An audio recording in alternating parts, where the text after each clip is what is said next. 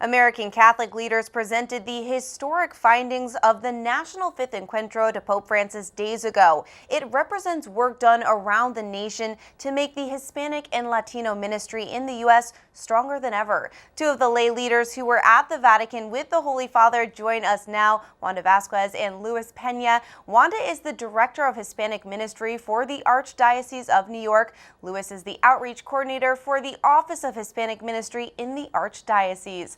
Thank you both so much for being here. Now, Wanda, what were the major findings of this 5-year process? I think one of the major findings that we had when we went to Rome was it was actually very sobering to hear our young adults and our youth seeking additional opportunities within the church. One of those opportunities are to provide more faith formation for them, as well as to be able to provide opportunities for them to serve as leaders within the church for the future. So it was very sobering. They were very optimistic and they were very encouraged to be part of this Fifth Encuentro, where we heard their voices. We heard where they currently are and want to be in the future. And Luis, how about you? It was a beautiful encounter. One of the key things that we also took away, just the importance of family for the Hispanic community in the United States, specifically marriages and the role that parents play in the lives of their children. And Luis, can you also tell us about the presentation to the Pope? Who else was there and what did the Pontiff say? Yes, so it was a delegation of about 15 members. It was right after the Wednesday audience, so we were able to greet the Pope very briefly. Some of the members were all men and women who work in ministry, and when we were presenting him with the final documents of the Encuentro process, which he had been following for a long time, so when he approaches us, he begins talking just about that, the importance of marriage. That was something that really struck him about the Encuentro process, and he just wanted to let us know how central that vocation is. A lot of times they talk about religious life and those vocations, but he really wanted to focus on marriage. Wanda, really quickly, what was that moment like for you? I felt so blessed. I was shocked. I thought it was a dream. I didn't expect it to actually happen. I mean, we planned for it for so long, and then when you're actually there, you're just like, wow, I'm actually here. You know, and you see this man coming towards you, and he is so humble and so welcoming that it just floors a person that is standing there. It's just amazing. And as certainly the Latin American Pope has been following the Encuentro, was he paying attention to the multi-year process? Absolutely.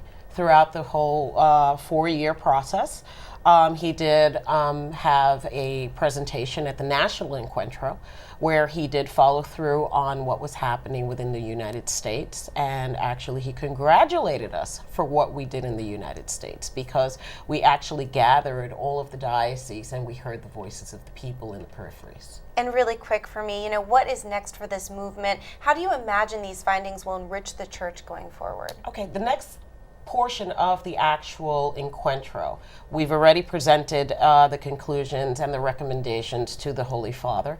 Now what we're doing is we're going to start planning for in-services throughout the United States. The in-services are to share the conclusions and the recommendations with our leadership in our 143 dioceses that took part of the National Encuentro. And why is this so important to you? Well, to both of you. It provides me as a young adult an opportunity to let my voice be heard as a first-generation Hispanic living in the United States. It's very important, and it's awesome that the church welcomes me to the table and listens to the voice of the young. Wanda Vasquez and Luis Pena, who were vital parts of the Encuentro process. Thank you guys so much for both being here today. Thank you for inviting us. Thank you. One sign of hope for the future has been the phenomenal growth and great vibrancy of faith among young Latino Catholics.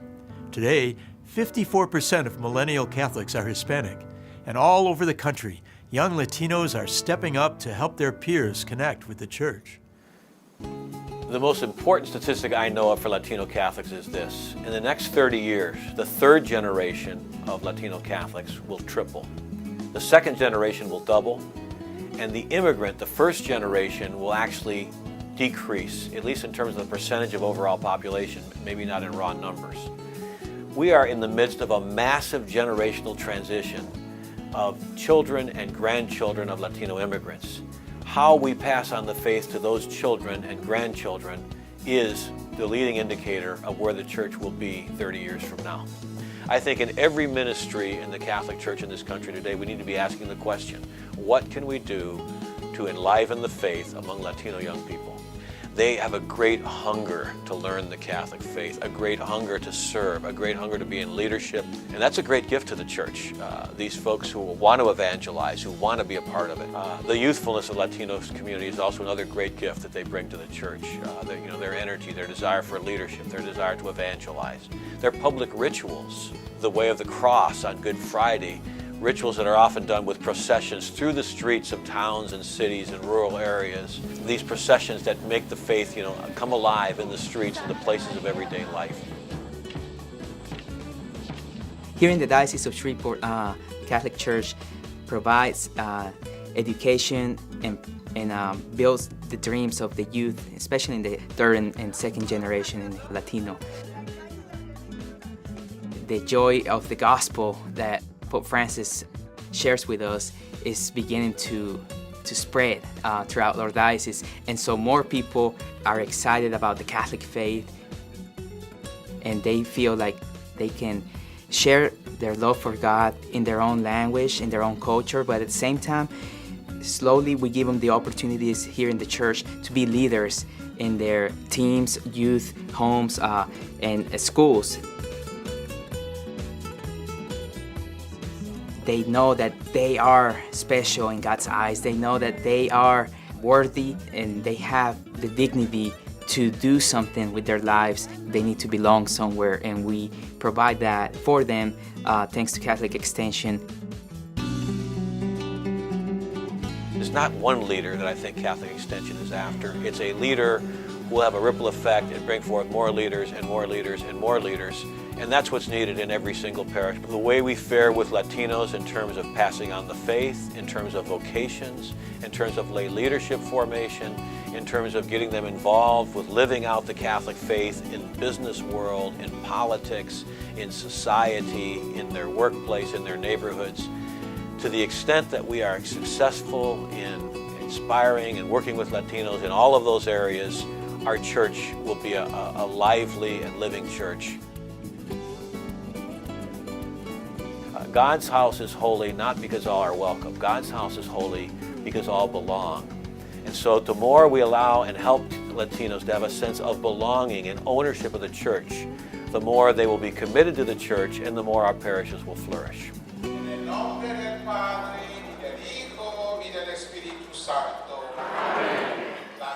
Catholic Extension has dedicated significant resources to the important development and formation of young Hispanic lay leaders and ministries.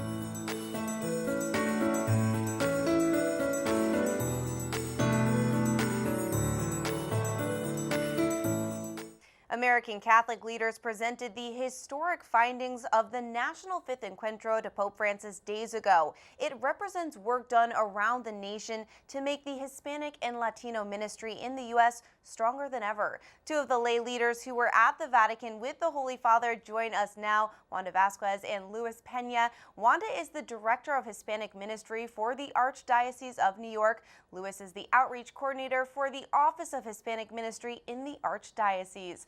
Thank you both so much for being here. Now, Wanda, what were the major findings of this 5-year process? I think one of the major findings that we had when we went to Rome was it was actually very sobering to hear our young adults and our youth seeking additional opportunities within the church. One of those opportunities are to provide more faith formation for them, as well as to be able to provide opportunities for them to serve as leaders within the church for the future. So it was very sobering. They were very optimistic and they were very encouraged to be part of this fifth encuentro where we heard their voices. We heard where they are currently are and want to be in the future.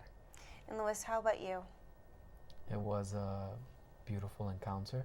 One of the key things that we also took away, just the importance of family for the Hispanic community in the United States, specifically marriages and the role that parents play in the lives of their children. And Louis, can you also tell us about the presentation to the Pope? Who else was there, and what did the pontiff say? Yes, so it was a delegation of about 15 members. It was right after the Wednesday audience, so we were able to greet the Pope very briefly. Some of the members were all men and women who work in ministry, and when we were presenting him with the final documents of the encuentro process, which he had been following for a long time, so when he approaches us, he begins talking just about that, the importance of marriage. That was something that really struck him about the encuentro process, and he just wanted to let us know how central that vocation is. A lot of times they talk about religious life and those vocations, but he really wanted to focus on marriage. Wanda, really quickly, what was that moment like for you? I felt so blessed. I was shocked. I thought it was a dream. I didn't expect it to actually happen. I mean, we planned for it for so long, and then when you're actually there, you're just like, wow, I'm actually here. You know, and you see this man coming towards you, and he is so humble and so welcoming that it just floors a person that is standing there. It's just amazing. And as certainly the Latin American Pope has been following the encuentro, was he paying attention to the multi-year process? Absolutely. Throughout the whole 4-year process, he did have a presentation at the National Encuentro where he did follow through on what was happening within the United States, and actually he congratulated us for what we did in the United States, because we actually gathered all of the dioceses and we heard the voices of the people in the peripheries. And really quick for me, what is next for this movement? How do you imagine these findings will enrich the church going forward? Okay, the next portion of the actual encuentro, we've already presented the conclusions and the recommendations to the Holy Father. Now what we're doing is we're going to start planning for in-services throughout the United States. The in-services are to share the conclusions and the recommendations with our leadership in our 143 dioceses that took part of the National Encuentro. And why is this so important to you? Well, To both of you.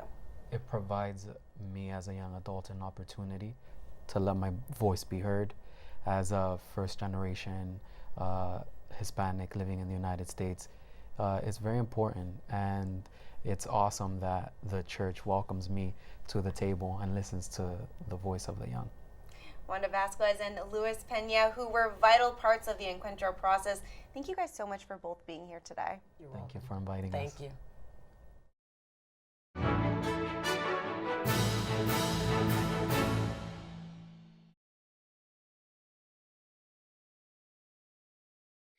Bienvenidos, mis amigos y amigas de la Universidad de San Francisco. It's Father Pete Jankowski in our penultimate course in the 294 Theology Hispanic Ministry that we're doing together. This is pretty much the getting towards the end of our course. This week, we're going to talk about the future of Hispanic ministry and some of the themes that we have been covering over the last couple months. For the last 3 weeks in the course, you are going to watch 2 videos that I've put online, one by Todd and Mimi Bly in their ministry at St. Patrick's Church in Joliet, and the second video by yours truly, talking about how I've been able to have Hispanic ministry grow in the parishes I serve. In the current parish at St. Patrick's in Moments, we started with no Hispanics at our masses until we created a Spanish Mass in 2019, and currently that Mass is larger than all of our other Masses combined at the parish. Once again, my Spanish is okay. I'm a B student, But bienvenidos, hospitalidad, open your heart, take care of people. People will respond. I'm going to ask you to watch these 2 videos and write a 10-page reflection paper on what you have experienced during this course. Just please know there will be no final exam for this course. Your last 3 weeks will be dedicated to the quiz and to the paper that I am asking you to write. What we are doing up to this point is we have been talking about the various issues in Hispanic ministry. We've started with foundations of Latino, Latina, Latinx, Hispanic, whatever the term is, the umbrella term that's being used. We've talked about how immigration in this country and the history of the Hispanic community, the influence by Spain and other countries that have come into the New World, have affected the indigenous people that have lived here. We've talked about how Hispanics would interpret scripture through their eyes, popular piety, homes that resonate with faith. We have been talking about youth ministry, Encuentro 5, the growth of Hispanic ministry that seems to be the largest demographic in the United States that is currently taking place. And we have been talking about where we are going from here. So what I'd like to do this week is, after the opening prayer, I'd like to have a little conversation with you from my point of view. And then I would like to offer some videos and conversations which you will reference for your essay questions that'll be due at the end of this week. So as always, I would like to start with the prayer of St. Francis, which I beg you and plead with you for your own well-being that you learn by heart. Señor, hazme un instrumento de paz. Lord, make me an instrument of your peace. Where there is hatred, let me sow love. Where there is injury, pardon. Where there is doubt, faith. Where there is despair, hope. Where there is darkness, light. Where there is sadness, joy. O divine Master, grant that I may not so much seek to be consoled as to console, to be understood as to understand, to be loved as to love. For it is in giving that we receive. It is in pardoning that we are pardoned. It is in dying that we are born to eternal life. Amen. I keep droning on why that prayer is so important. I get it. I get that the students in the university have become less and less religiously inclined, very much understanding that institutions like universities and colleges were first established with the purpose of teaching philosophy and theology, learning how to think, and then learning about your ultimate reality and ultimate purpose in life. Because of the millennial and the Gen X generations losing their faith, so to speak, because of the sex abuse crisis, which is our fault for the leaders of the church not addressing this properly, and just because of the demographic shifts that have been taking place, obviously, church pews have become emptier, except for this one demographic. And what I'd like to do is I'd like to talk a little bit about my experience in Hispanic ministry, which may not seem as important to you because it's not going to get you your grade, which is usually what the students are most concerned about having.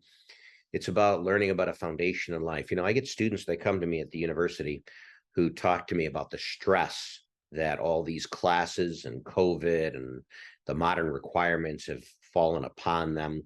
And very much I've learned in my experience as a Catholic priest and as a person who's supposed to be teaching about love, that if we have a proper disposition, if we understand what our purpose is in life, then everything falls into place. And yes, we are going to have our struggles. And yes, we are going to lose people that are very important in our lives. I just had a few students that talked to me in my death and dying course about people who are important to them. And it's caused a great stress in their life, especially at a young age. And what I try to teach the students in the death and dying course is a line that is taught from a book called Tuesdays with Maury about a student of Brandeis University named Mitch Albom, who pretty much took his life for granted. He wanted to be a musician. He ended up realizing music was not his destiny. He became a sports writer and became obsessed by sports. He had made a promise to one of his sociology professors, Maury Schwartz, that he would keep in contact with him after graduation. He never did, until Maury was dying from ALS. And one night when Mitch was doing his late night work for the Detroit Free Press and all his radio shows and such, he saw Maury on a television show called Nightline. And Maury pretty much had a philosophy of life that should weave itself into your life as much as mine. Once you accept the fact you're going to die, then you begin to understand how to live. Once you realize that our lives are finite, then we understand that we have a purpose in life and that life does not end at our human death. The whole purpose of this university is to teach you that lesson in the prayer of St. Francis. Giving, receive. It is in pardoning that we are pardoned. It is in dying that we are born to eternal life. In my experience as a Catholic priest of over 25 years, I have learned that when I have sacrificed, and I've done a lot of sacrificing for the sake of kids. If you look my name up in the Chicago Tribune, you'll understand exactly what I mean. When you sacrifice, when you're willing to die, when you're willing to put your life up on the line for the sake of others, that's when you find that good things can happen, and that's when the plant begins to grow.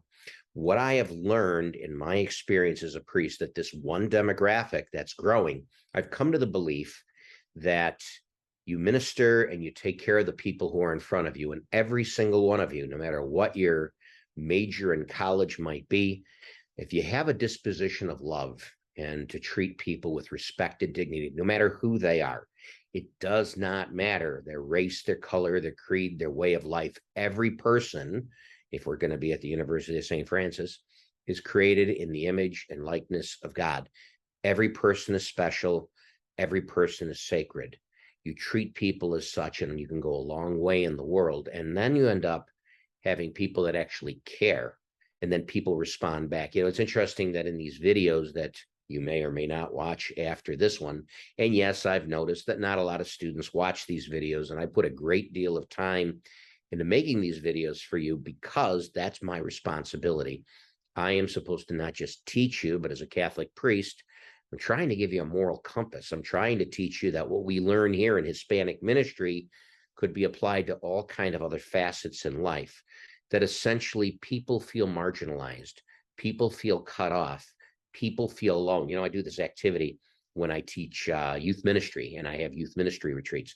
I have this lunch bag activity where I have the students on the outside of the bag draw things about themselves that people can see. So the teenagers will draw pictures of their family, friends, sports, things of that nature, colorful designs that they put on the outside of this lunch bag. And then on the inside of the lunch bag, I have them get a slip of paper and to write a word or a phrase about themselves that people do not know. When I actually take time to read the inside slip of paper, I would guess about 75% of the time, the word that appears on that piece of paper is the word lonely, that people do not feel that others care for them. And that is a issue that we must address. Every person is sacred. Every person is important. You know how far we could go if we treated people with dignity and respect. I don't care if you're Republican, Democrat, gay, straight, black, white, Catholic, Hindu, it doesn't matter. Everybody needs to be treated with respect. And especially in this particular course that we're teaching in Hispanic ministry, I have entered parishes where Hispanic ministry was non-existent. We've talked about the statistics. I've droned on about the statistics. You know about what I've had to encounter and what we've all had to encounter. And people feel alone because nobody cares. And so we start from the grassroots level. We've been talking about this a lot in these courses, one-on-one interaction, telling people we care. And then the next thing you know, those 30 people for which we start a ministry ends up growing. You put the seed in the ground, it turns into a plant. Yes, the scriptures are something you may or may not want to read, but it's just a lot of good advice. Unless a seed grows, falls to the ground and dies, it remains just a grain of wheat. But if it dies, it produces much fruit. To treat a person, to learn their Sitzenleben, their lo quotidiano, to learn about their situation in life, their daily struggles, their daily experiences. Then to tell a person, regardless if we understand, we agree, disagree, the word is listening. That is another theme that's coming this week. Listening, hearing the other person's story. You know, in my Death and Dying course, we talk about Elizabeth Kubler-Ross and her work talking to patients who are dying. A lot of the times with doctors and nurses in hospitals, they're so focused on curative care, trying to cure the patient, that they forget about palliative care. They forget about listening to the person's story, to understand that this is a human being that we are addressing. And sometimes if you just listen to somebody and listen to what they have to say, there's a lot of value that you can learn and a lot of value that you can share. And, if a person feels like you've heard them and you care about them, it goes a long way to building good relationships. In this course, we talk about how we build Hispanic ministry, what we are able to do. And I've shown you examples in the parishes I have served. And, we can talk about all the big 10-cent terms that we've been talking, mestizaje and mulatto and muletes and all that kind of stuff. We could talk about the big terms, but love. Love is a simple term. Sacrifice, Christian charity, caritas, agape. To sacrifice, to say that the other person is more important than our own very life. If we learn that lesson, yes, I know I'm preaching. Yes, I know this is not necessarily Hispanic ministry course. This is life. And what is going to happen is if you treat people with love, as I have experienced, then people respond. And they respond in kind. In the parishes where I serve, of which have no great esteem in the diocese because they're small parishes, you get banished in the corners of the diocese because, you're fighting child abuse and all that. You come out to these places and you find out that these are people too. These are people that need to be loved, that have been forgotten. And to know that you're able to do your little part, no matter what your little part is, you can do the same thing in a classroom, talking to 30 kids, whether it be a social worker. I've been talking to social workers at the university, listening to a patient, walking the journey with them, telling them that you care. In these courses that we've had for classes that we've had for Hispanic ministry, to be inclusive, collaborative, to listen, to talk, to build relationships. These are what allow people to know that you care about them, that they are not alone, that they have value. And that is probably the best lesson I could ever teach you. You're probably not going to remember all the facts, but if we learn how to love, if we learn the prayer of St. Francis, if we learn the 25th chapter of Matthew's Gospel, I've been droning on about that. When I was hungry, you gave me food. When I was thirsty, you gave me drink. When I was naked or ill in prison, you cared for me. And the king said, when you did it for the least of my brothers and sisters, you do it for me. The whole idea of encuentro, of mission, suggests that ministry leaders should be bridge builders. We should be uniting people. We should be bringing people together. That also works at the university with Todd and Mimi Bly at St. Patrick's Church. When they came to start Hispanic ministry with Eduardo and Letty Dimas, they took a little plant and they turned it into something espectacular. The Sisters of St. Joseph, I would talk about this being a ministry where you're going to lose. You're going to lose because I'm going to preach all this stuff and nobody's going to listen. I get it. And people are going to go off in their own way. But you end up realizing that when there's love in your heart, a lot of people don't want to hear about the love in your heart because a lot of the people just want to go out into the world and do what they're doing. In the church, it's supposed to be about love. It's supposed to be about sacrifice, of mercy, of giving. Out in the world, it's about temptation and greed and ego and hedonism and all those kind of things. And then you die and then you try to figure out what was your purpose in life.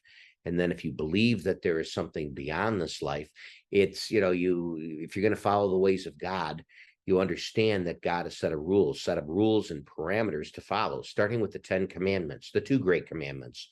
Love your God, love your neighbor. The 10 commandments, which are supposed to be followed by any good Jew, Muslim, or Christian, to keep honor to God, not use God's name in vain, to keep holy the Sabbath, to respect your parents, not to lie, not to cheat, not to steal, not to covet. Those are the kind of things that we're supposed to be doing. And hopefully we teach at the university. If you've been the recipient of all those potato chips that I give, I've been having this battle at the university. They say, why are you giving all these potato chips? Why are you doing this? Well, A, because if I don't do this, the chips will be destroyed. And B, that's what I'm supposed to do. That's what you're supposed to do, frankly. If you sacrifice and love, your parents, they put a roof on your head, food on the table, clothes on your back, give you an education, hopefully give you a moral compass if they're doing it right. How much is that worth? How much is dying on a cross worth? It's infinite. It's more than we could ever imagine. And Jesus lost because he was killed by those who are jealous of him. I am probably going to lose because more students than not are probably going to forget about all the things that we've been trying to learn, because we're more concerned about a grade than we are about learning about values that are going to really do us well in life, whether it be in the secular world or otherwise. Social justice is so important, to tell people that we care, to make sure that everyone is respected, everyone has dignity. You know, the Hispanic community is a group that has been felt marginalized for decades, centuries. When Spain came to colonize, the way that indigenous folks were being treated was absolutely horrible. And the history of Mexican independence has been fraught with violence and killing. And especially in the Mexican culture, that suffering has been paramount. The Cubano ministry and communism that has affected them so negatively, wanting to flee that country, to go to Florida, to go to Miami, to escape the tyranny that's fallen upon them. Colombia cartels in Bolivia. When I served in Bolivia, really one of the greatest ways of making money in Bolivia is through the selling of cocaine, because it is very prominent in that country, because people are so poor that they'll do anything to make money. And that's a great deal of why people come to this country, because this country is a country of prosperity. We talked about the Bracero program, where people were being used in this country to do agricultural work and were not being treated with dignity and respect. And as a result, a lot of Hispanics, a lot of Mexicans would stay in this country, because no matter how badly they were treated, they were still being treated better than they were back in their home countries. We've learned that the second and third generation Hispanics that have lived in this country have been less and less attached to their homeland, their place of origin, and more assimilated into the ways of the states. And so they become less and less ethnic, so to speak, and they've blended more and more into the ways of the way things are done in the United States. In fact, second, third, fourth generation Hispanics often tell me that they would prefer masses to be celebrated in English rather than in Spanish, because the further you get away from your country of origin, the less likely you're going to be attached to the customs and the traditions and the language that your ancestors had brought with you from their place of origin.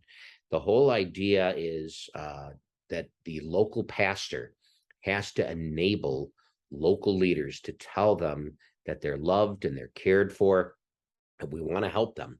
We want to help them build a community. If you think that it's all on me, that I got to do this all myself, the best thing I can do is network, resource, build relationships, tell people that they're loved, enable people to go out into the streets, into the homes, and tell people to welcome them to church. The purpose of my responsibility is to get people into the church, to introduce them to God through the sacraments, to teach them what God wants them to do in order to get to heaven, not what I want, not for my own personal gain. We are supposed to introduce them to God and get out of the way, because this is not about me. This is supposed to be about God working through me to help you. I do not want you to think that this is about an ego trip. This is about what I want. I'm just trying to allow God to help me help you, because I want to get to heaven too. In order to do this, I have to make sure that you know that we're going to help you out.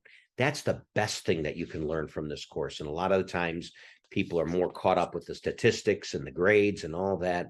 Sometimes we forget about love and service and compassion. According to Espino Miranda, conversations about reform, adequate access to health care, quality education, workers' rights, being an advocate for those who can't take care of themselves, for those who do not have a voice. That's the responsibility of leaders. And that's why it's important for clergy to work with lay leaders, so that we're all swimming down the same path together. The woes of Latinos in the United States are the woes of the entire ecclesial body. What does they say in the scriptures? When you do it to the least of my brothers, you do it to me. When the least of my brothers and sisters are hurt, I am hurt. because we all suffer together. We are a body of Christ. When one member suffers, we all suffer. When one member gets to heaven, we all celebrate because we've guided a person towards their ultimate destiny. Church leaders are challenged to denounce with prophetic voice that which is unjust and guiding the reflection about these issues in their communities. That's why I teach at the university, because I was asked to be here to be a moral compass for all of you. Now, you're going to learn this in your own respective ministries, your own respective jobs. A lot of people aren't going to listen to you either, just like your parents. I say to the kids in second grade, for their penance for all the sins that they've done, I want you to wait 20 years. Wait until you have kids and then appreciate how important your parents are and what they've done for you, because what we're going to do is a thankless job. And you know it. So why do you do it? Why do we do Hispanic ministry? Because we need to love people as Christ has loved us, as God has loved us, as our parents have loved us, as hopefully I love you in the spirit of Christian charity. You can pay it forward to doing it for other people. I try to do that in the courses that I teach. The challenges in Hispanic ministry, the Hispanization of considerable geographical and ecclesial regions around the country, essentially to tell people that they are accepted for who they are, but also to tell them that I need to learn from you and learn from me. A lot of times there are too few of us offering Hispanic ministry. There's certainly not enough Hispanics who are ordained to the diaconate, the priesthood, episcopacy. Certainly not enough religious Hispanics in our country. We need to enable lay people, and we need to invite people to consider the priesthood and the religious life. Perhaps something that you might consider. I have had individuals at the university who have continued to pursue priesthood and religious life, whether it be the Franciscans, or the Poor Clares, or the Carmelites, or the Benedictines, all kinds of, or diocesan priest, all kinds of different avenues that someone can take to allow God to work through them to speak to others. We are so few, we clergy, and there's so few Hispanics clergy that are serving, which is why I am offering this course. By and large, education is the most important factor, especially for Hispanics, because there are so few Hispanics that are educated in this country just by the nature of the marginalization that has taken place, the unfair practices sometimes in our countries. Ministry in the United States is often defined in terms of professional standards, not only for the clergy and vowed religious, but for the thousands of men and women who work as lay ecclesial ministers throughout the country. We need the lay ministers. We need all of you. We need you, whoever you are, to be an advocate for love. And in this particular course, we're talking about a specific group of people that we need to love, but we could say this about any ministry, any job, any vocation. Less than 15% of U.S. Hispanics have a bachelor's degree, and that is a crime. It's a crime because we want people to be educated. We want people to share their wisdom with the rest of us. You all, believe it or not, have something to share with me. I need to learn from you as much as the university is asking you to learn from me at this point. Essentially, we need to enable people. We do not need to supervise you. We need to enable you to go out and live this ministry. It's our responsibility to be a resource for you, to help you, to guide you. That's what we're supposed to be.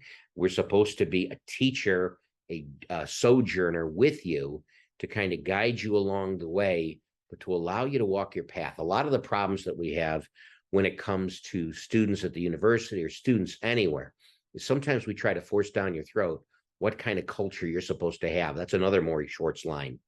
Don't let society dictate your culture. You dictate your own. You decide which path you need to go. And as long as it's a path devoted to love, Christian charity, agape, service, if it's a path that's trying to do good, please know I will try to help you. I will try to walk with you on this. If there's something you need from me, please know we need to have people who are advocates to take care of those who can't take care of themselves, which is why I am here at the university trying to teach you. We got all kinds of statistics in our multiple choice questions that we're offering you this week. What percentage of you Hispanics in the U.S. have left the Catholic Church in today's age? 25%. We've talked about this.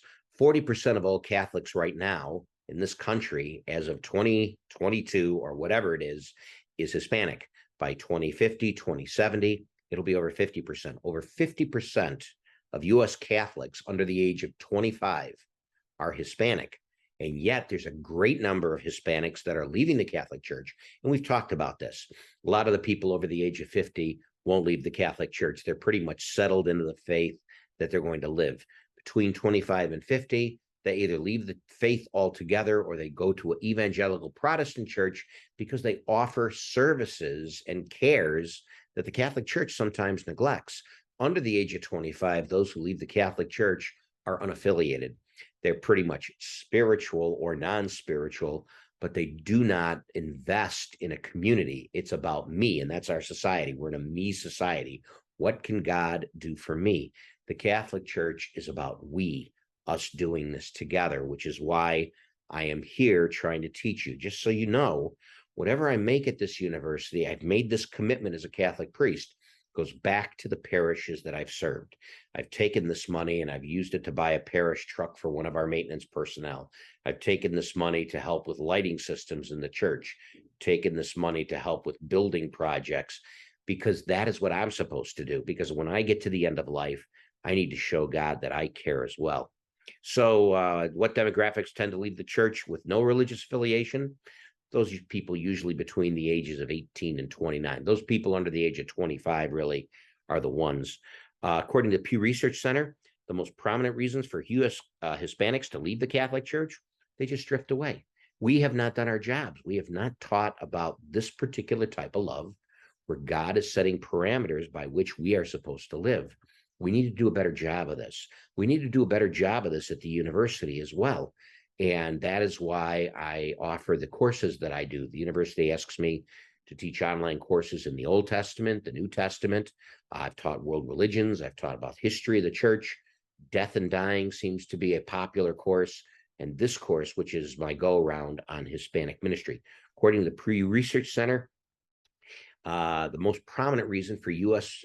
Catholics, Hispanics, to go to Protestantism is because they reach out and help their members in a very personal way.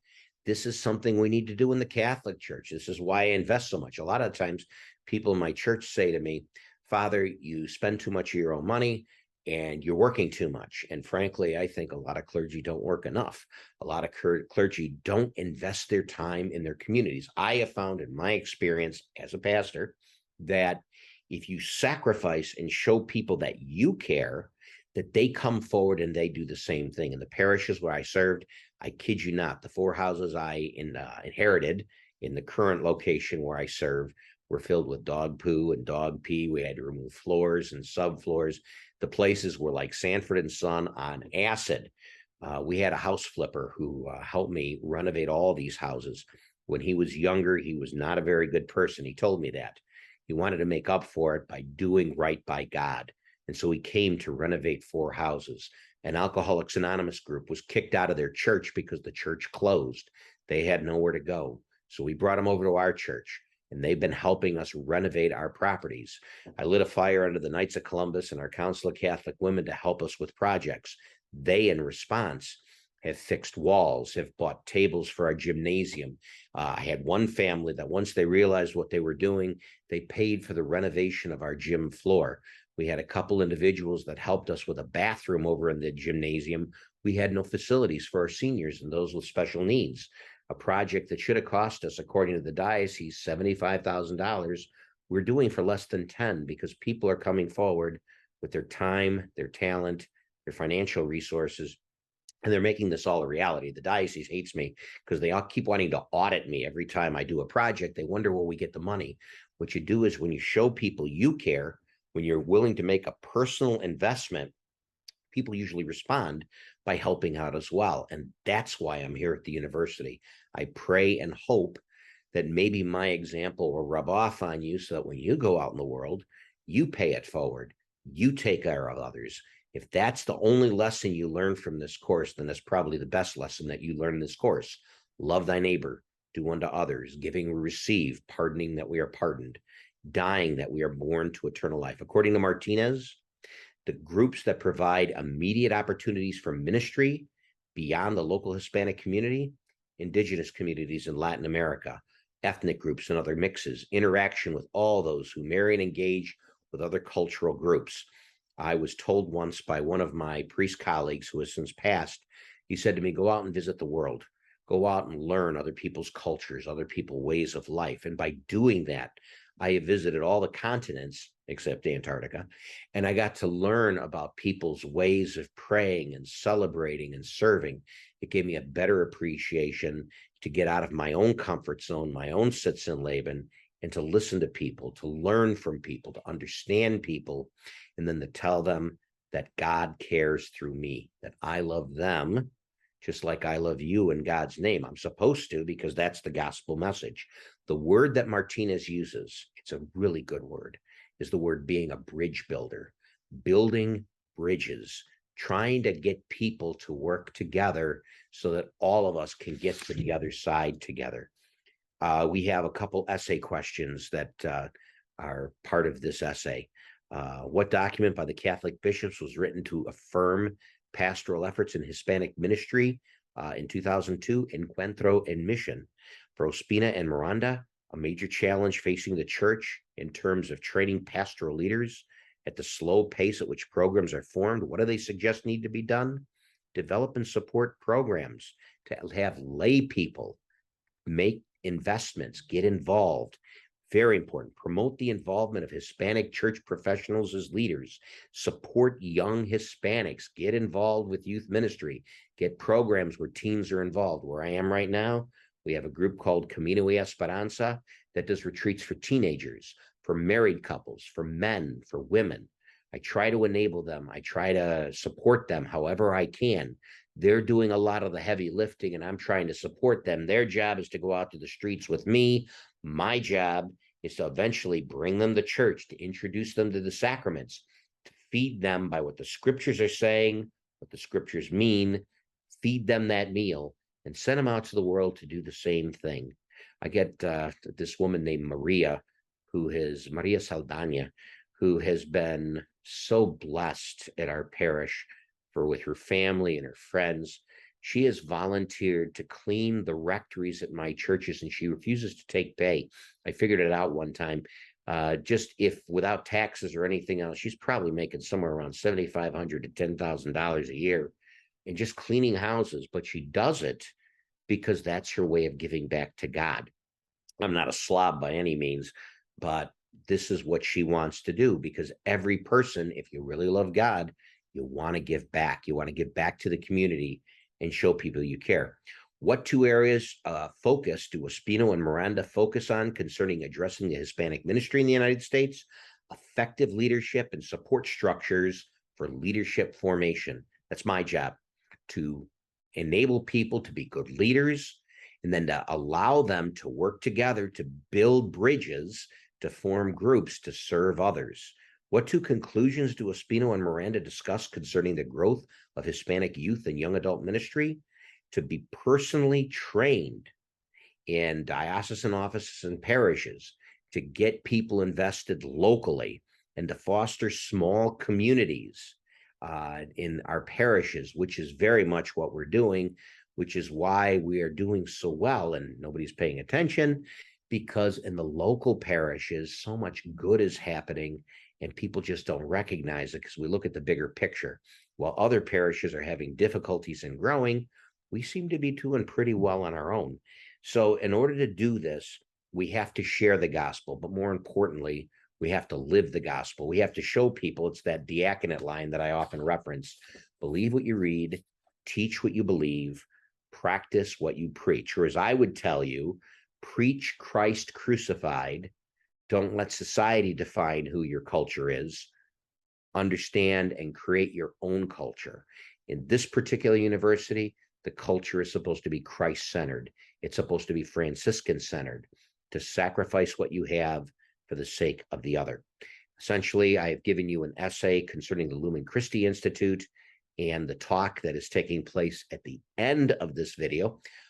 Feel free to watch the video. I expect a thorough response based on what you watch, but a lot of the themes that are being addressed about discrimination, about marginalization, about not embracing Hispanic ministry, about people dismissing theology and philosophy at universities.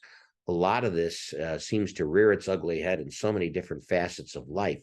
Really, if you know how to think, if you understand what your purpose is in life, then you understand why you need to love, and you understand why I'm teaching this course. So once again, next November 15th and the 20th, we're going to have 2 talks. You can come to either or both. If you don't come to either, I knock 10 points off your final paper. There is no final exam. That gives you 3 weeks to write a 10-page paper. Make it thorough. Make sure you're citing your references the way we've done it in the past. And if you need any help, please contact me. Most welcome to walk with you on this journey as a fellow sojourner. Let's end with the words our Lord has taught us.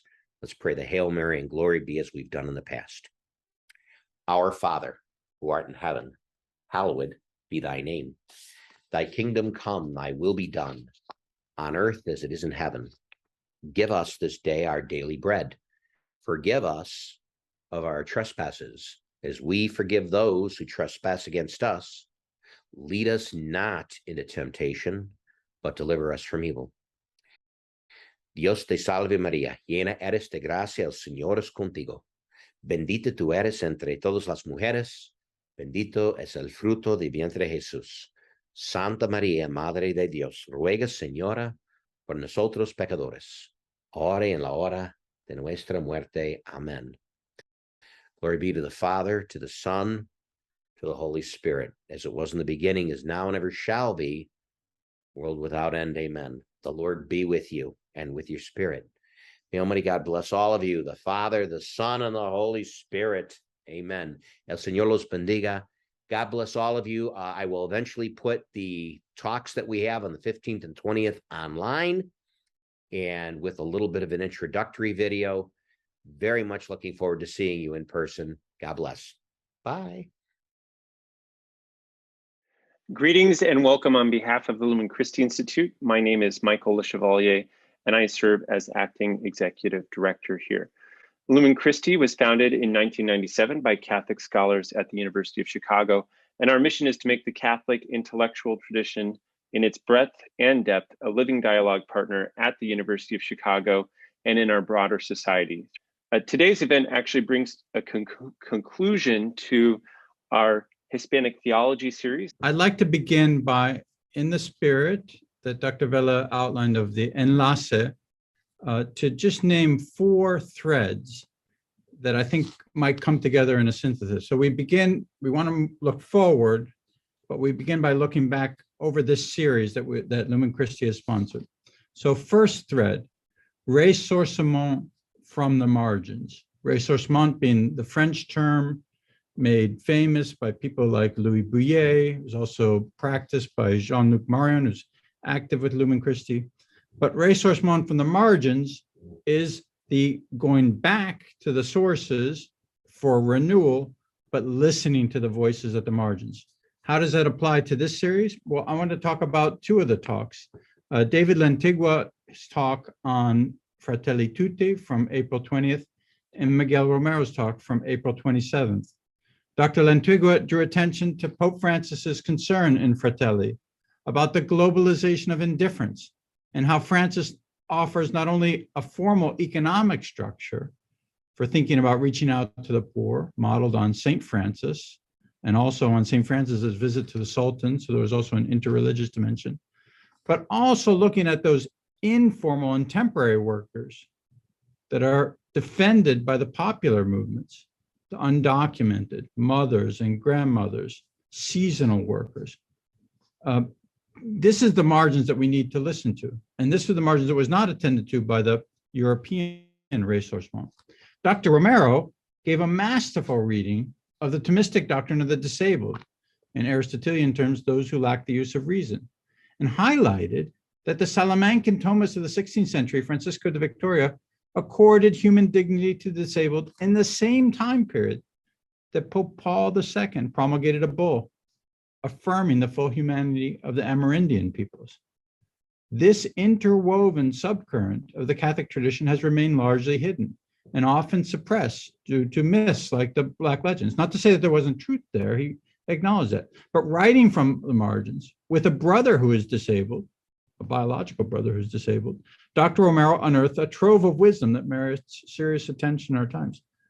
Now, a classic example of racehorse from the margins is Dr. Gonzalez Maldonado's 2003 book, Sorwana. All three of these Latinx authors are not just rewriting history to include marginalized voices for the first time. They're remapping cultural memory in the United States so that the gatekeepers of Catholic intellectual traditions need to pay attention to these astonishing and fruitful new developments. Second thread, intergenerational solidarity.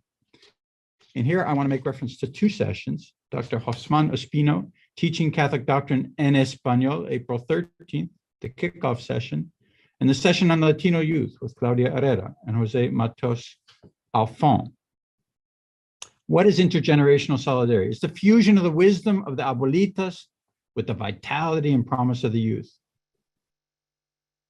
Ospino reminded us that the Hispanic presence is not new. It's been in the US for over 500 years. Yet some dioceses either insist on English only or prefer literal translations from English to Spanish, without attention to the socioeconomic conditions of living out the faith. There are, he said, 4,500 parishes in the US today that are primarily Spanish serving. We need, many people made this point, we need interculturally competent ministers, educators, and theologians, open even to Spanglish and frequent code switching. Jose Matos talked about the need to empower the protagonism of the young people. He's a campus minister at St. Mary's in San Antonio. Claudia Herrera talked about a student called Merced, who praised the figure of Mary, Mother of God, as a mother who would do anything for her children. But Merced was part of a larger comunidad that struggles to make ends meet. But Claudia also brought attention to young Catholics who practice new forms of devotion, including Marian devotion, in their everyday life, but do not affiliate with their parishes. So there's often a disconnect between parishes and everyday life, lo cotidiano. Half of Hispanics under 30, we were reminded, are US born. The need for them to connect with their abuelitas is very, very urgent, personally, theologically, and to be a people of God. Now, many of the pastoral agents and scholars working on this issue will gather at Dominican University, August 20th and 21st, to talk about these issues. I can put that in the chat later. Third thread, the field hospital. Pope Francis has called attention to this in many different venues, especially in his letter of March 3rd, 2015. He said, Pope Francis said, do not settle for desktop theology. Your place for reflection is the border, las fronteras. Do not fall into the temptation to embellish, to add fragrance, to adjust social problems and domesticate them. Even good theologians, like good shepherds, have the smell of the people on them. And by the reflection, they pour oil and wine onto the wounds of men and women. Dr. Gonzalez Maldonado and Juan Soto participated in the session on May 11th, Beauty and Justice in the City. And then Victor Carmona and Nicole Flores, just on May 25th, talked about the ethics of immigration. In the first session that I just mentioned, Dr. Gonzalez Maldonado talked about making the church attractive to young people, sacramentality as aesthetic action. And Juan Soto talked about that in the restoration of St. Adalbert's. And we had a great discussion about the trenchant issue of church closings. But that question about aesthetic action was picked up in the discussion moderated by Raul Segarra between Flores and Carmona. They said that the liberating vision of the kingdom of God and the recognition of migration as a virtual constant in salvation history and its account of Christianity both contribute to a new ethical awareness. We have to somehow find a way to find principles or at least a guiding vision to get beyond the polarization we find in US political rhetoric. They still favored the inclusion of the immigrant, the undocumented, the sanctuary seeker. But the church is thus converted into a field hospital, tasked with healing the wounds of history. But without such a broad compass, we are victims of secular and xenophobic polarizations that can destroy the mission of the church in the world. Fourth thread, Genuine hope and real beauty can arise in the midst of the struggle of everyday life. Here, I want to focus on some of the points that I just mentioned from Dr. Gonzalez Maldonado, but especially this session with Roberto Goizueta and Naomi de Anda. Dr. Goizueta said that Jesus' crucifixion and resurrection are not just his. Their meaning becomes realized in community. Easter is the victory of communion over estrangement, of the person over the individual. Resurrection can only come after crucifixion. Good Friday is a way station on the way to Easter Sunday. The resurrection must incorporate not only the empty tomb, but also the upper room where the apostles gathered. And in a post-resurrection experience, like the doubting Thomas, sought to touch the wounds of Christ. The point here is that Hispanics, like the apostles in the upper room, are terrified when faced with the ugly realities of poverty, fragmentation in family and society, and even, as Dr. de Anda pointedly reminded us, of domestic abuse in so many Latino households. The reconciliation that comes with the resurrection does not erase these wounds. The wounds become a locus of conversion and a place where the apostles and those who come in their wake can experience the healing love of God. Beyond the upper room, this word of reconciliation extends to the entire world. Salvation requires us to look for and gaze at the interconnectedness of life and the overcoming of abusive systems of annihilation and death. So to conclude this first round, for my part, the future of Latinx theology remains to be written, but I do not think that it will take a path that circumvents the via crucis of everyday life of Latinas and Latinos. Thank you. Peter, I want to begin just by thanking both Peter and Horacio for joining me this evening and for the three of us collaborating on this, and also the Lumen Christi Institute for the invitation. You know, it's interesting. We did have a pre-meeting, but we did not agree on the number 4. And Peter, I actually have 4 points to start off the discussion. And I think you'll see a little bit of overlap with what you said and also kind of broadening some of the directions. So there are 4 themes I want to raise in this first sort of round of comments. And the first is the relationship, sort of when we look at future directions for Latino and Latina theology. The first is the relationship with Latino, Latina, and Latinx studies.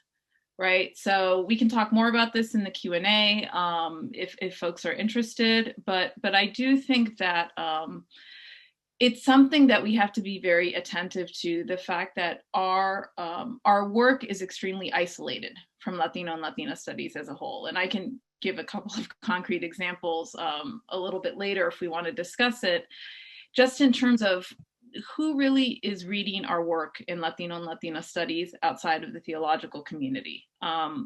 And for me, you know, one way I think about it and how it is problematized is the use of Latinx.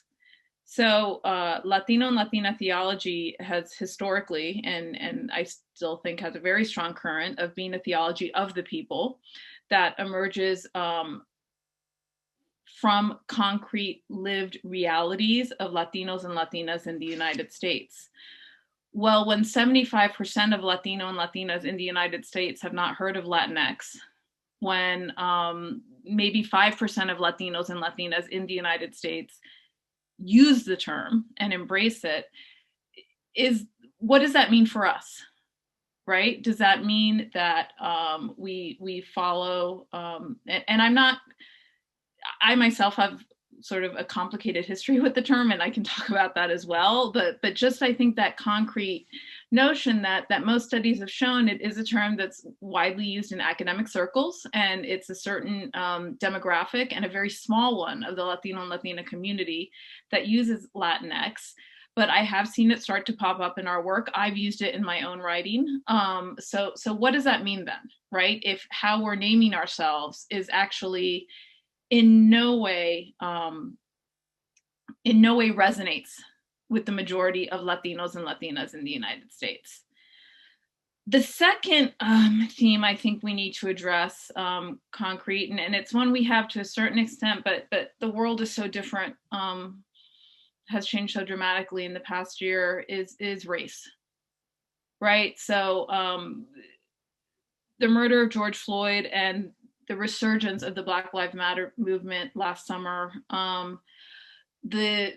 Prior to that, the Bishop's document in 2018, Open Wide Our Hearts on Racism, which actually dealt quite explicitly with the Latino and Latina community, as well as the Black community and the Native American community in the United States on race.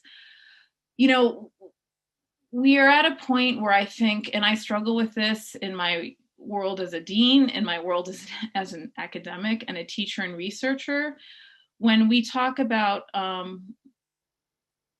race in this country, and how do we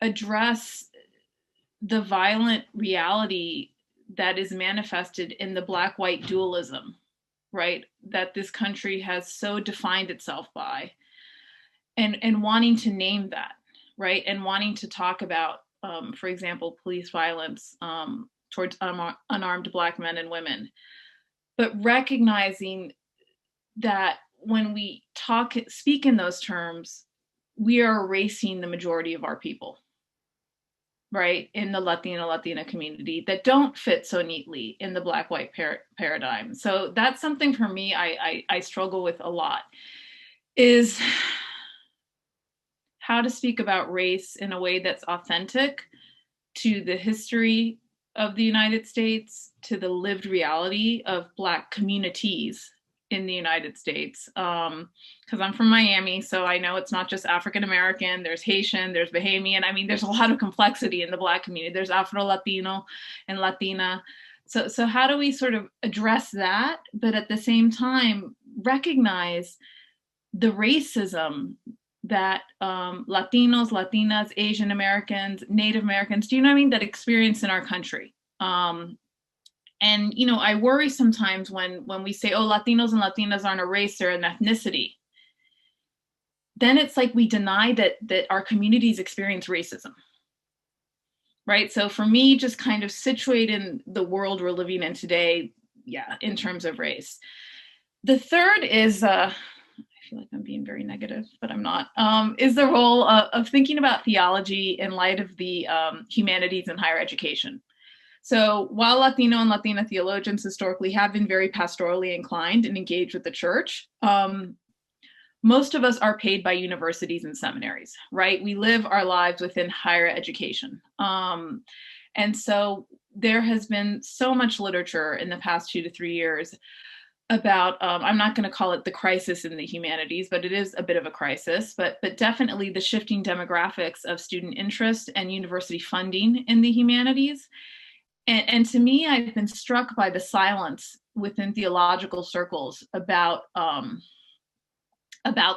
right? I hear a lot about it in other disciplines, but not so much theologians. And I don't know, and this is something we could also unpack in the Q&A, is that in part because we have so many faculty in seminaries that kind of feel like, you know, we're okay, even though we know that's not the case for many seminaries that have closed in this country?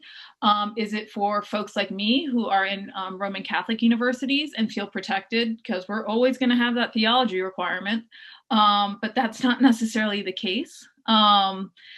So to me, it's thinking about how do we contextualize theology and maybe even broadly religious studies and theology, a branch of that, in light of sort of this new landscape where the very validity of the humanities is being challenged. And I don't think just by administrators like me. I think by the students in our classrooms, particularly those of us that teach in university settings, who really don't see the value, right? Even though there's so many studies that show the value. And then the last thing is, and Peter, you alluded to this quite directly, is our youth. And there are a couple of things, and I kind of want to put a different spin on it in terms of youth. My 13 and 15-year-old sons witnessed the Capitol insurrection. They have watched Black Lives Matter protests on television with me. I do not hide the world we're living in from them, and they are different children because of it. So I think about the youth that are going to be sitting in our classrooms, for those of us that are in university settings in a year, in 2 years, and 3 years, that have lived through the Capitol insurrection, that have lived through the past year in terms of a racial reckoning in this country, that that are defined by social media, you know, in ways that is utterly frightening, frankly. And I say that, you know, as a 48-year-old woman, that I'm like, oh, I didn't get a lot of likes on this when I post. You know, I'm not immune to it either, so I can only imagine being raised and formed in that way. And I think also, you know, to add to that, and I don't want to get into a whole like sidebar on cancel culture, but aren't allowed to make mistakes. I did a lot of stupid things when I was young, and I made a lot of mistakes. And thank God there wasn't any camera to document it or to post it on the internet. And I am who I am because I made those mistakes and I learned from them. But I worry about young people who are not allowed to make those mistakes that I think, you know, us older folks were allowed to do. And lastly, I think connected also to Peter's comment in terms of youth is thinking about how our demographic with more US born Latinos and Latinas,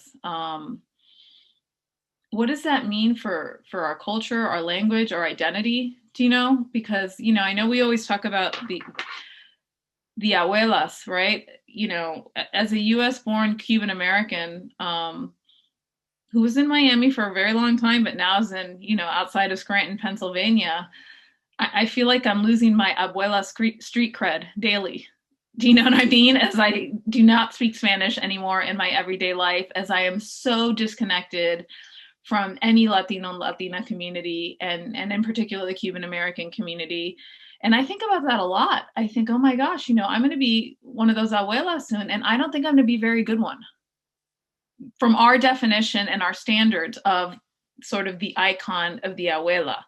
So do we also have to think about, you know, are we putting these like Marian type expectations on women like me and US born Latinas for carrying on the culture, you know?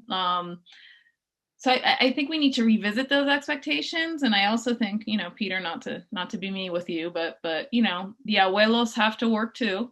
So, you know, as my husband being from Guatemala, coming here when he was in his his late 20s, he's going to be better at transmitting Latinidad to my kids than I will.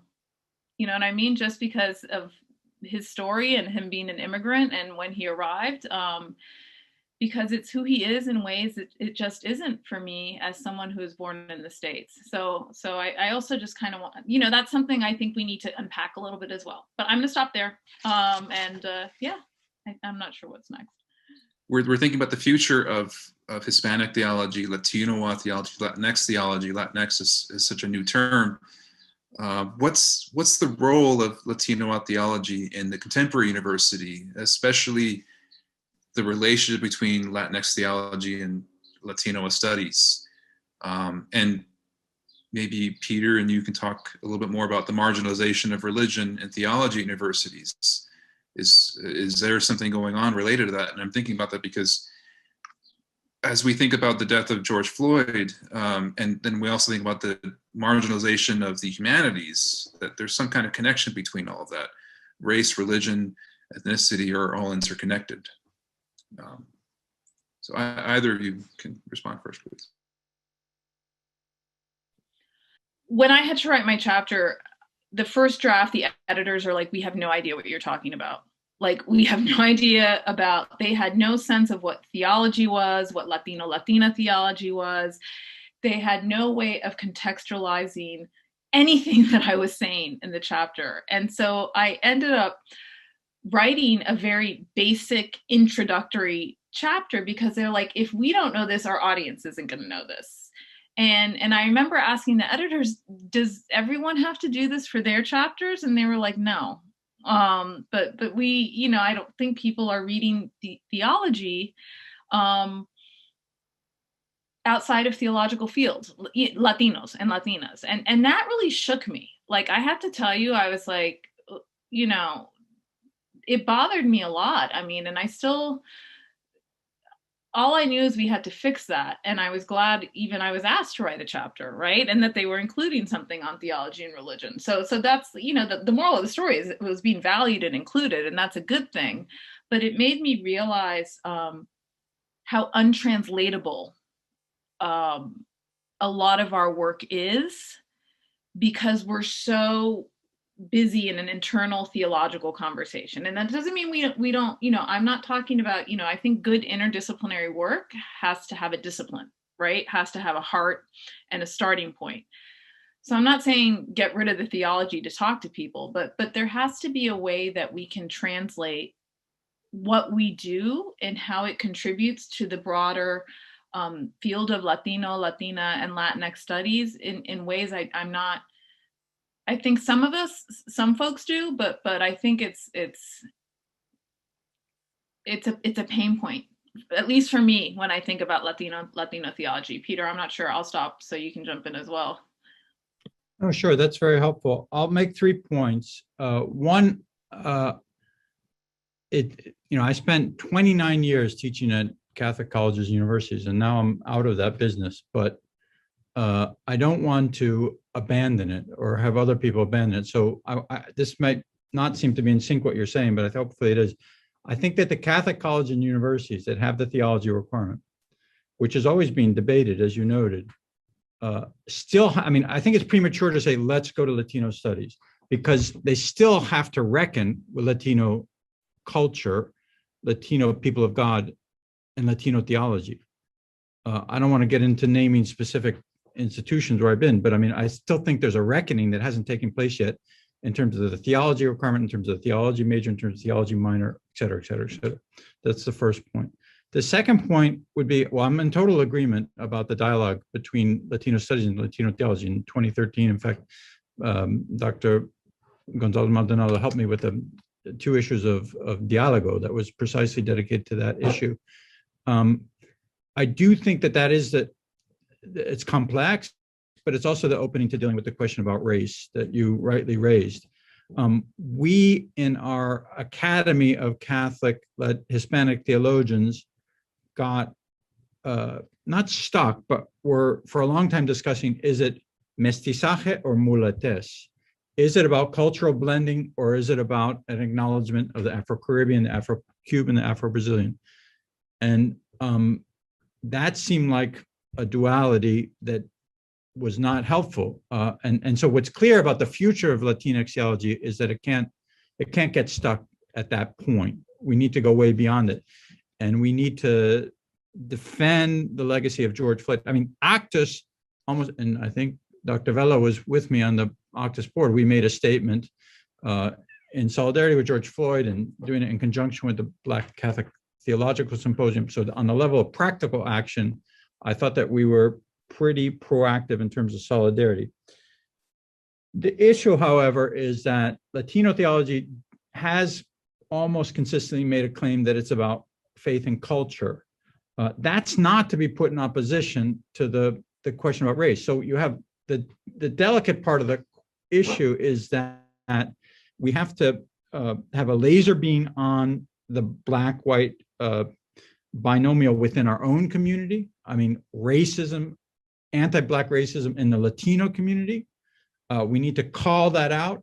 We can't immediately go to some kind of ironic situation where race and culture are coming together. But I mean, I think that's a very fruitful dialogue between, well, first of all, between Black Catholic and Black and Latino Catholic theologians, and then more broadly in the academy about how race, ethnicity, and culture need to be reconfigured and rethought to get belong. Because even saying brown, we had a nice session at Duke Divinity recently with Roberto Chao Romero about the brown church. And he's coming out of Latino studies and bringing in kind of evangelical theological categories from within the discipline of Latino studies. But brown can be a little bit circumventing the complexity of the issue too. And so browning might get us a little farther than Black and white, but it also creates its own problems. The last thing I'll say about the crisis in the humanities, it's absolutely true, but I mean, to restore our democracy and to have a dialogue about common good and virtues and how to move forward on comprehensive immigration reform, there has to be a rhetoric of religion that everyone, not just Muslim, Catholics, and Jews, but everyone can participate in, secular people, agnostic people. So that's part of the task that has to be addressed by future Latinx theologians. Michelle, would you like to add to that? Further comment? I think the only thing, I'm trying to think how to say something without sounding hypocritical or contradictory, but I'm going to go for it. I just don't think solidarity statements are enough. I mean, you know, I'm a light-skinned Latina, and I have to acknowledge how white privilege and white supremacy, how at times I benefit from it, right? And so for me, that has been a lot of what I've reflected on in the past year but again, and this is where I don't want to sound hypocritical, because I don't want to erase the racism that Latinos and Latinas face in this country, and that in fact I have faced. But I also have to acknowledge that I can function in this country with a certain privilege because of my skin tone, because of my educational background, and because of my class. So for me, it's almost like, okay, we're all in solidarity with each other as people of color. We all say that, but I think we need to interrogate, and that's not all of us, right? Because there's a lot of racial diversity in the Latino community. So I'm not saying there should be some joint statement from an Actus or an HTI, because that would not be authentic to the racial diversity of our communities. But I do think I know for me, and it's a tough exercise that I'm constantly doing, is recognizing that I consider myself an ally. I've dedicated most of my work as an administrator in higher education to working with historically underrepresented students. It's a huge part of my sort of vision as dean today at Scranton. But I also have to recognize and own up to my own privilege, right? And it's complicated, I realize, but I think we need more of that. You know, at least I know I needed more of that, which is why I've been trying to address that. And I'll stop there. Just a very quick response. I mean, I hope I didn't give the impression that the ACTA statement was somehow a way of circumventing my white privilege or the white privilege of other people on that board, because but it was not something that absolved anybody of other tasks, either practical commitment in local communities. But what I find increasingly is that the third rail is the curriculum. I mean, it's easy to, what I agree with you on completely is that it's easy to join a professional society that makes a statement that somehow gives you an elevated sense of moral purity. And then when you get back to the classroom, everything remains the same. And where the rubber hits the road is in curriculum committees and in designing syllabi and trying to expand the horizons of what we actually do, not just in an individual session with one student, but when we rise to the level of administrators, then the burden becomes even heavier, because there's still so much resistance. I'm just talking about in Catholic milieu or even in a divinity school where I'm now, there's still so much resistance and so much work to be done. Thank you for these responses. And I'm seeing here too a number of issues that we can continue to explore. There's many ways that, whether it's religion or theology, or especially Latino theology, that gets critiqued in the modern university, that this is just abstraction, like Socrates in the clouds so long ago from the previous critiques from many, many years ago. This is just abstraction. This is not real life. But the issues you're talking about here in response to issues about the university, this is real life. George Floyd is not an abstraction. Anti-Black racism in the Latino community is not an abstraction. Dealing with our issues in the community is not an abstraction. Our abuelas are not an abstraction. And transitioning to a different but related question here, I'm thinking for a little bit more like what can Latino theology gain from Latino studies? These are different worlds, but they're interrelated, especially on the matter of race, ethnicity, racial violence. I'm thinking here of there's a professor at UT Austin history that she's from Uvalde, Texas, and she described recently in a video that she didn't learn about racial violence in South Texas, anti-Mexican violence in the early 20th century in South Texas, until she went all the way from South Texas to Brown University, hundreds and hundreds of miles away. So there's a gap in our education, both in K through 12 public schools. There's gaps in Catholic universities, what we teach about religion and race, ethnicity, culture. What are some ways that Latino theology and Latino studies can interact and continue to shape the next generation of Latino students, Latino Catholics? What I gain tremendously from Latino and Latina studies is being my source for concrete Latino and Latina lived experience. So I'm not an ethnographer. I have no desire to be an ethnographer, right? I have done some work on literature, but I'm not a literary scholar. And so for me, you know, I have always been concerned about, you know, what I call the theological birthright that Latino and Latina theologians have, that because I am Latina, I can speak for all, right? Because I'm Cuban American and I write something about Latinas, it must be true. I have done that and I don't anymore. But for me, what I gain from Latino and Latina studies, because it's not my training and because it's not, you know, frankly, how my mind works. I've finally accepted that I actually am a theologian and that's how my mind works. But for me, it's the concrete stuff. Do you know what I mean? So, and that can be through ethnographic work and more detailed historical work that I am trained to do. It can be through the archival work that I am not trained to do, though I've dabbled in. But it also, you know, Peter and I share love for the aesthetic, scholars of literature and art and music, and really how, for me, that is the greatest untapped resource we have as theologians, is looking at our colleagues in other fields and their research. So when we say Latinos do this, we can actually demonstrate that. You know what I mean? In a very concrete way. And so, you know, it's kind of shocking to me, you know, Ada Maria Isasi Diaz was such a huge mentor of mine and such a close friend and supporter.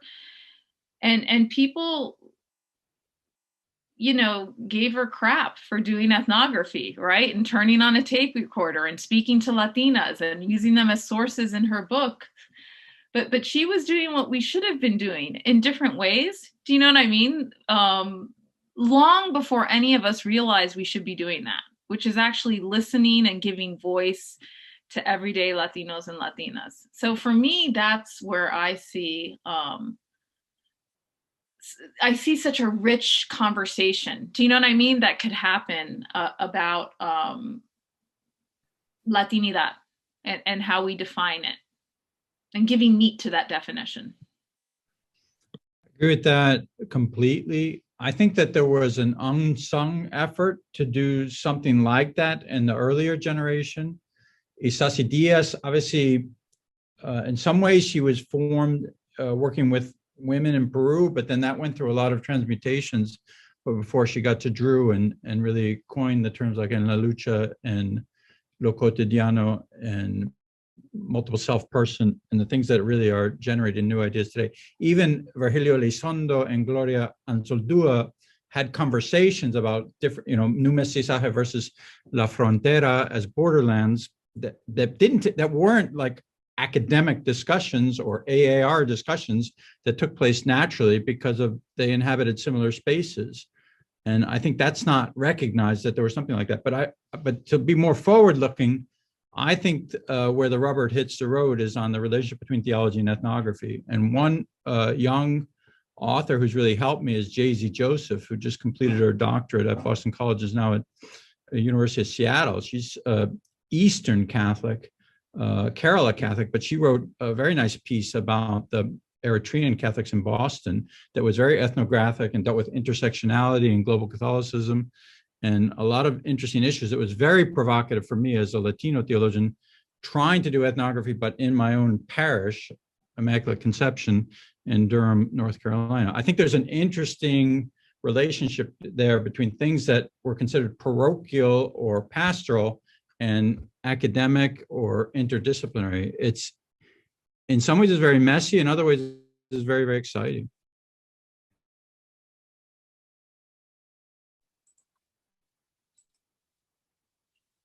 Thank you. I think a related question to this, so there's all these discussions going on in Latino studies, including the use of the term Latinx, and there's this dialogue between Latino studies and Latinx theology about where to go forward. What's the reality of Latinos? What's the reality of their religious experience?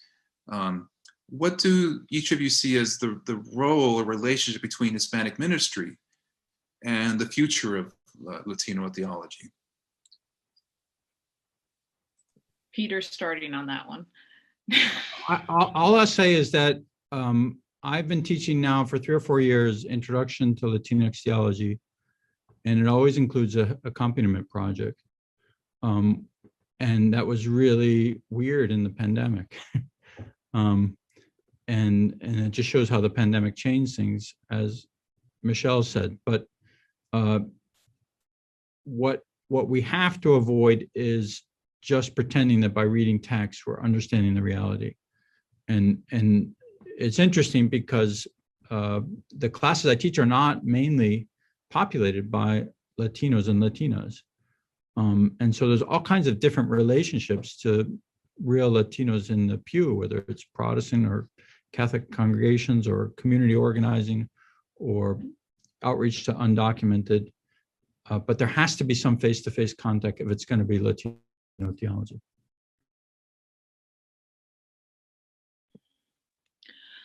I would agree with that. I mean, I think it's partially wanting to have that that embodied experience, right? So it's not just an abstraction. But I think it's also I think it's a balance, right? Because so many Latino and Latina theologians are in higher education today, and so are so defined by sort of those boundaries, I'm going to say it, in terms of research and publication. I think, Peter's right that often the way you can do it most effectively is in the classroom. Do you know what I mean? In your sort of university or even at times seminary or div school position. And I do, I think that's always been a tension in Latino and Latina theology, is sort of, right, the relationship between Latino theologians in the academy and the church. I think it's a healthy tension, so I don't want it to be resolved. But I agree that the only way to concretely address it is actually engaging individuals and not just being sort of issue driven, shall we say, without having embodied people behind the issues.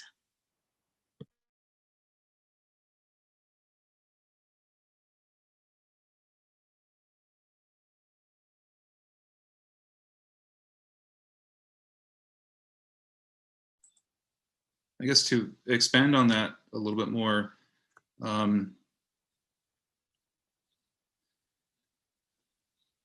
getting to the issue of experience, some of the first waves of Latino theologies came out of the experience of Mexican American Catholics. Do you think that Mexican American experience, Mexican American theology has been maybe too central or too idealized in Latino theologies? What would a Cuban American or Colombian American theology look like? Or how would it differ from the kinds of projects that have been done by Mexican American Catholic theologians and scholars? I would say it was at one point, but I mean, I've written about this, right? So I've written in one of my earlier books about how I felt there was too strong of an influence of sort of Mexican Catholic experience on Latino and Latina theology. And, everyone was writing about Guadalupe and Mestizaje, and not looking at Afro-Latinos and Latinas and other Marian devotions and sort of the complexity of race. I think we're beyond that now, though. I do. I think there are folks that are working on Afro and Latinos and Latinas. I think there are folks that are looking at more contextualized theologies in the Latina community. It's ironic, how many times have I said Latino and Latina when, I'm a Cuban American. Do you know what I mean? Like, Latina is not the first word I would use to describe myself. So there's this irony there, right? In terms of, but I do want to give credit to that generation of scholars, as Peter mentioned, folks like Virgilio, and as I mentioned, Ada. I think people like Roberto Goizueta and Orlando Spin, that they created the space for me to write my Afro-Cuban theology. Do you know what I mean? So I think, that's always that tension, right? Of the strength of the collective, both politically, both strategically, intellectually, theologically, which is always held in tension with that particularity, right, of our discrete communities, our generations, whether we're US born or not. I mean, sort of all those factors too play a role as well. So I think there's always going to be that tension, but I do feel like Latino and Latina theologians have a much more comprehensive presentation, if you want, of Latino and Latino realities today than, say, 15 or 20 years ago. So, well, thank you. That's very helpful. One is not born a Latina, one becomes one. In my presidential address of 2005 to Actus, I cited this recently published phrase from Michelle Gonzalez Maldonado to initiate a discussion about identity. And the point is that, Latinx, or whatever term we're going to use, is the forged and fragile, and can dissipate or can be strengthened based upon the freedom of the person who embraces that identity. And that's never going to change. And that was always the case for my mother, and that's going to be the case for my children. And I can't manipulate that. That's just something that, and it's not arbitrary, but it's also not something that you can pre-plan. I mean, my answer to Dr. Vela's question is yes. The Mexican-American experience has priority. It's something like 61.4% of the Hispanic population in the US. And I'm Colombian American, and it would be silly to think that Colombian American experience defines Latinidad. That's just silly. On the other hand, attentive observers will note that I'm not the only Colombian in this lecture series, but we had three. And that I operated on the principle of preferential option for Colombians in helping to pick the speakers for this series. Dr. Ospino and Claudia Herrera are also Colombian American like myself. There's not a Colombian American theology written, but and we've had the two I just mentioned, also Dora Tavar, have had some discussions about it, like what can we say about the peace process or the ongoing conflicts in Cali and Bogota, and what is our relationship to that? Process of reconciliation, nationalism, xenophobia among Colombians. There's a lot of issues there, but they haven't been addressed. So that would actually be a viable path within the umbrella term of Latina theology. Can I just add though, like Peter, that's so regional though, because, as someone who was born and raised in Miami and just was living in Miami for the past, 14 years before moving here, the Colombian community defines Miami in a way that's so dominant and so distinctive. And I say that having grown up there where it was just Cubanos, right? And today they're the second largest Latina group in the sort of the South Florida area. So I get what you're saying in terms of the broader picture, but at the same time, like for me, it would be so hard to even conceive of thinking about Latinos and Latinas in the US without seriously considering the Colombian community. But again, that's because I'm coming from it, still from the South Florida perspective. That's absolutely correct. And there's both regional diversity. The Colombians in Jamaica, Plains, New York are very different from ones in Miami, different from the ones that I've met in my own family, my cousin in Boston, et cetera. But there's also huge socioeconomic diversity in the Colombian community. It's not one thing.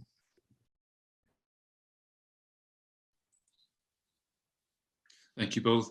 I think before we get to Q&A, one final question, maybe for Michelle, if you could talk a little bit, this could be a whole other session to synthesize and think about, but Latina feminism, how would you define that? How would you describe that within the context of Latino theologies, contributions, and some current trajectories? Oh my gosh, we'll run out of time. I guess I'm not going to dodge it, but I kind of am. I think we can talk about Latina feminisms, right? So I think that there are various, I do think that Latinas writing theology, there is a history both among Protestant and Catholic Latinas to be very, to sort of name where they stand in terms of feminism or how they define themselves. And that began with Ada Maria Isasi Diaz talking about mujerista theology, and then other Latinas not embracing that term and talking about Latina feminist theologies, to some Latina theologians outright rejecting the category of feminism, and others just kind of avoiding it, right? And sort of not, claiming any sort of feminist analysis in their work. And even I think among those that claim feminism, and I include myself among those Latina theologians, there's a lot of diversity among us. I think we have a lot of work to do to talk about Latinas and their particular realities. I think, for example, Nancy Pineda Madrid's book on Juarez, to me, is a perfect example of we need more of those books, right? When I think about, I realize they're fathers as well, but the stories I've read of mothers who are separated from their children at the border, who are still looking for their children, who are back in their home countries, knowing that their children are here, and not being able to find them.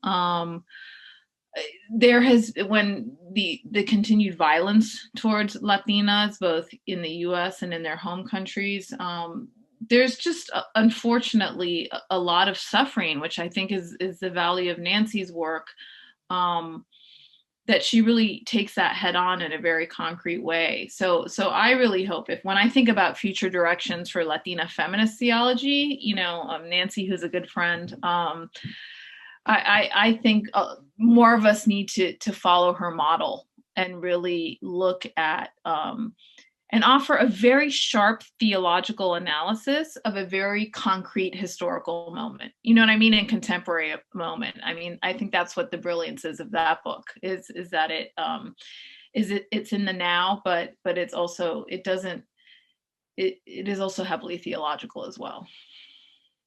All right, thank you so much, Michelle and Peter, for these great reflections on and responses to these questions. There's so much to think about and continue to work on. Sometimes I do a random poll, and there's students that say they can't name any Latino or Latina author that they read in school, K through 12, or even college, and they're graduating seniors. Sometimes they can name Sandra Cisneros, sometimes they can't name anybody. Or they see a picture of the Virgin of Guadalupe and they say, oh, I recognize that. My grandmother has that in her house, but I don't know what it is. That's San Antonio, that could be South Bend, Indiana. That's all over the place. And I think this discussion and the previous sessions have helped show that there's a lot of great power in this story and method of Latino Latinx theology that can help universities, theology departments, religious studies departments, particularly at Hispanic serving institutions, where oftentimes we just take for granted that they're Hispanic, they're Latino, they're from a Hispanic region, they just know it. But it's, I think something's being lost, and there's ways that these discussions can inform and help students to understand these issues in race and ethnic relations that we're seeing, especially in the last year. Thank you both, Dr. Casarella and Dr. Gonzalez Maldonado.